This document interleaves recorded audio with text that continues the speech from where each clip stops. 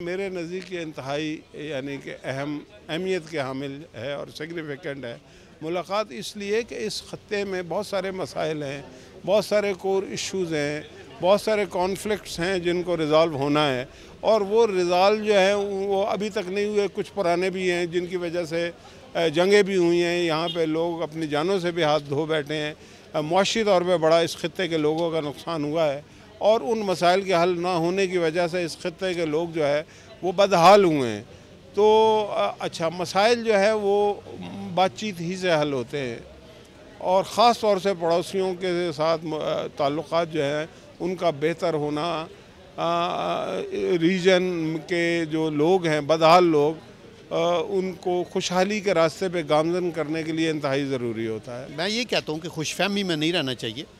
India Pakistan के बड़े पुराने जो हैं मसाइल हैं और ये मसाइल ये नहीं कि हल नहीं हो सकते, ये हल हो सकते हैं।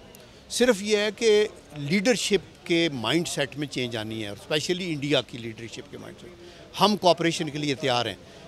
प्राइम मिनिस्टर ऑफ पाकिस्तान ने अपनी जो फॉरेन पॉलिसी हमारी जो वज़ह की है उसमें कहा है बेस्ट रिलेशंस विद नेबर्स, और उसका अमली सबूत दिया है कि उनकी ओथ टेकिंग पे चले गए। ये एक लिहाज से ये बड़ी बात इसलिए है कि आप देखें पिछले चंद महीनों में बॉर्डर्स पे जो टेंशन थी और मुल्क के दरमियान जो टेंशन थी, जो हार्ड वर्ड्स चल रहे थे, तो ये ऐसी चीज़ें हैं जो जिनको आप समझते हैं कि ये कोई बड़ी इंसिडेंट भी हो सकती है।